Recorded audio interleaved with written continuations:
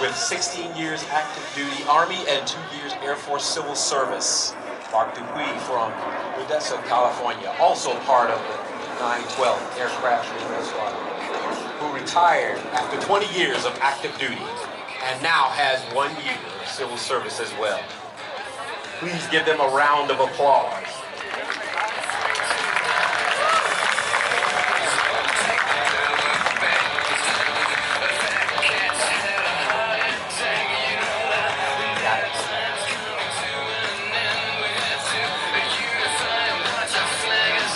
Following the B-1 Lancer is the KC-135 Strato.